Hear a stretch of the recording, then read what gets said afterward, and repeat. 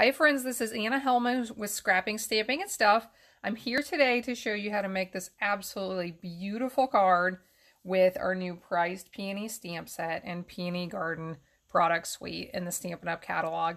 I love this set from the moment I saw it.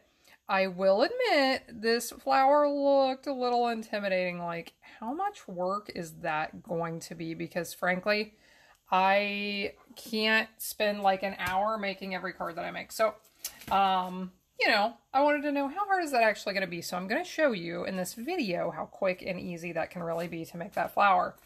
Real quick before we start, I thought I'd show you the Peony Garden product suite in our catalog. This is on pages 82 and 83. If you don't have a catalog and you would like one, please contact me.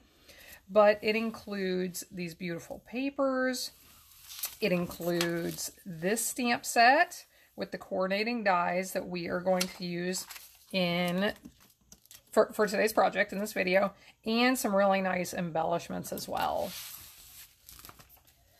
So what we need for this video is we need a petal pink card base.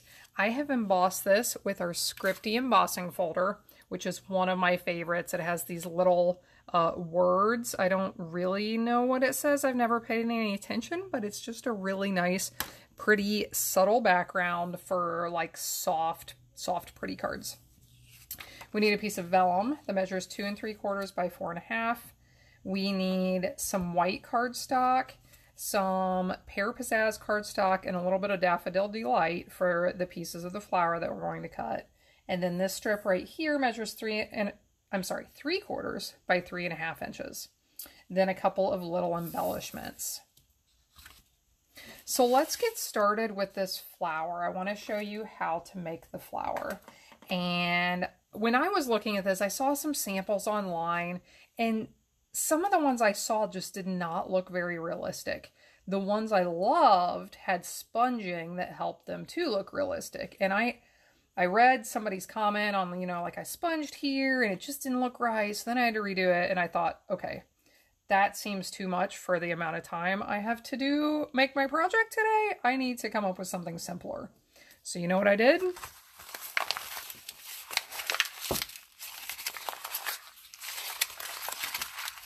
I did this right here.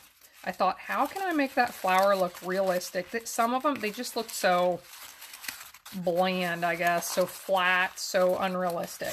The ones, if you add some curling, if you add some sponging, or if you just crumple your paper up, they can be absolutely beautiful. But like I said, I wasn't in the mood for the sponging lesson yesterday, so I crumpled up my paper. I got out the 4 dies that you need for the peony, which are these 4. I know when you look at this set, it's not necessarily common sense how to put everything together. These are the 4 you need to cut out for the peony. I did the exact same thing with some Pear Pizzazz cardstock for my leaves, and I cut out these 3 for the leaves. And then I didn't really worry about crumpling the little center of the flower, but I cut that out with Daffodil Delight. So while I have this here, I'll show you the rest of the die set. It has a big peony for the one that coordinates with this large peony in the stamp set. There's one that coordinates with both of the smaller peonies. And we also have the scallop edge, which I love. I used that on a card the other day, and it turned out really pretty. So cut these out, cut your leaves out. What you will end up with is 3 leaves, the center of the flower, and our 4 pieces for the peony. So you may still be looking at this like, what in the world do you do with that? Well, it's actually very simple. So you can start from largest to smallest or smallest to largest. We're going to do smallest to largest here. And so the smallest white piece, your petals, you insert your center of your flower in there. And I am actually going to put a little bit of adhesive on the back first so that I can stick that in place and not have to worry about it falling out. So get a little bit of adhesive on back there, wherever you like the looks of that, stick it so it's going to stay stuck.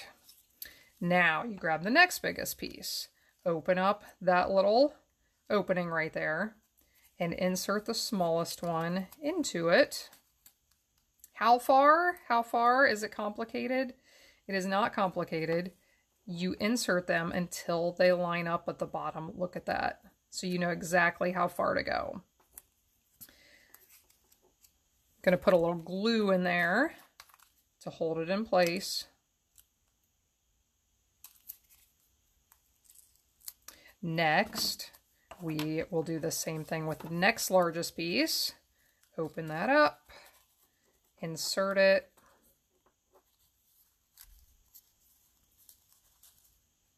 until the bottoms line up. Put a little glue in.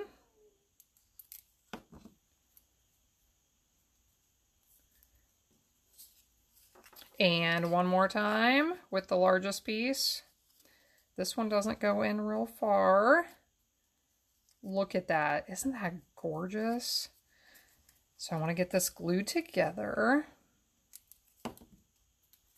I just love that. And after it dries a little bit, if we want, we can pop the petals out just a little bit.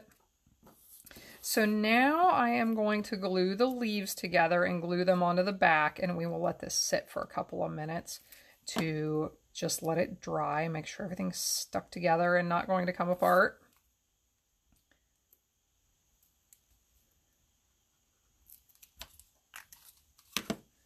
I'd been wanting to play with this and I just had not had a lot of time, and I'll be honest, it was a little intimidating. Like, I don't know how hard that is going to be to, you know, make that beautiful flower. But as you can see, it is not hard at all. Okay, let's see if we can let that sit for a moment while we get the rest of the card ready. So the next thing I want to do is, can you see the difference between this card, the base of this card, and this one? I have added a little bit of sponging over top to just kind of define the embossing and make it a little bit darker around the edges. I thought that added a lot to it. So I have Blushing Bright ink and a sponge, and I should have grabbed some scrap paper. Anytime I sponge, I like to ink it, dab it off, and then start my sponging. So I am pressing this very, very lightly to avoid getting dauber marks or big blotches on here.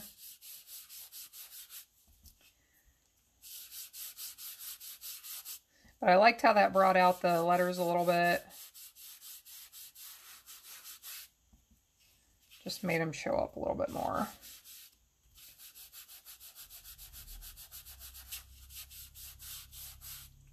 And around the outsides, I added a little bit of extra. Give it a little bit of an aged look.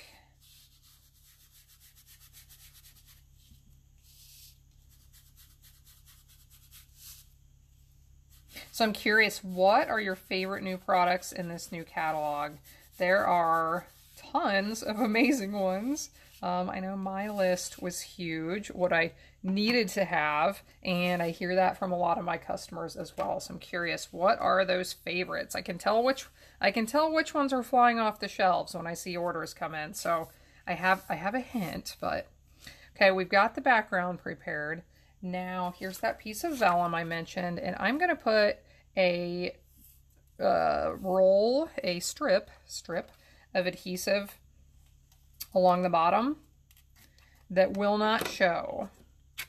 A lot of times with vellum, you have to hide that adhesive.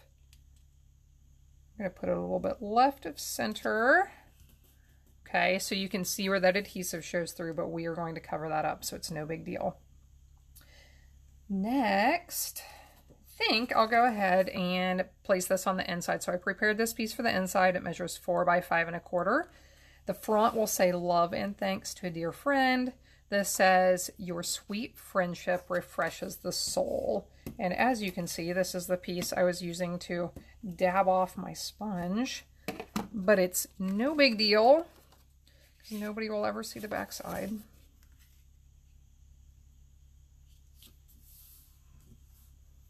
Okay, now I want to put this linen thread on next before I add that flower. So I have, let's see, I think it's about 12 inches of linen thread, and I am going to find some adhesive that didn't run out. My new seal just ran out, so I've got my old snailing here. I'll use a little bit of that. Put a little bit of adhesive on there that's going to be hidden by the flower, so we don't have to worry about what it looks like. We'll make a loop up here. And I always like to lay this on and see, is it going to show? Is it going to look the way I want it to? So I think I want it to be a little bit bigger. So we'll do a do-over. I like that better. Shows a little bit more. And see what that looks like again. Stick that thread out that way. I like that. Okay, so I think I'll trim off a little bit of that end. And now let's prepare the little strip for the greeting. We'll get it stuck on and then we'll add the flower over top. So I'm using Blushing Bright ink. The stamp that says "Love and Thanks to a Dear Friend." I am going to stamp this down here towards the right end. And I am going to put some dimensionals behind. Am I going to put some dimensionals behind? So you never know what's going on here when I'm making these videos. I am getting ready to walk out the door to head to my house in Ohio, which I turned into a craft retreat last year, my house where I used to live. And I have all of my craft stuff packed up, except for what you're seeing right now. Pretty much all of it. I have a couple of stamp camps happening while I'm down there. I also have my team retreat going on in a few days. So I have all of my fun stuff packed up besides what you see right here. And I wasn't sure I was going to find any dimensionals there for a minute. So I'm going to put glue on the back. You could use, I would use something a little bit stronger than your average adhesive for this flower, because there's a lot happening with that and you want to make sure it does not fall off. So press that down. One thing I love about our glue is it's not going to stick immediately, but if we give this 30 seconds or so and I give it another good press, it will be stuck forever. Now, one last little touch. These are our, what are they called? Elegant Faceted Gems, and they do go with this product suite. They match beautifully, right? So I used some pink ones on that one. I had a hard time deciding which ones I wanted to use. So for this one, I'm going to use these clear ones. Add one there. We'll add another little one. And one up here. So there you have it. I'm going to give this one more press. Like I said, if you want to, you can go through, and I feel like this is not the right tool for this, but go through and lift up those petals. We'll call it fluffing it. Let's fluff it for a second. I don't want to be too hard on it yet because I don't know if my glue is dry, but, or maybe fingers are the best option. So just pull up those edges a little bit. And look how realistic that looks. You didn't have to do any sponging, didn't have to do anything crazy. All you had to do was crumple up that paper and then do your die cutting as normal. So we didn't use a lot of the stamp set in this video, but here is that stamp set, the beautiful dies that coordinate, and that is it for today. I hope you enjoyed this video. I hope you join me again next time for another fun project. Have a great day.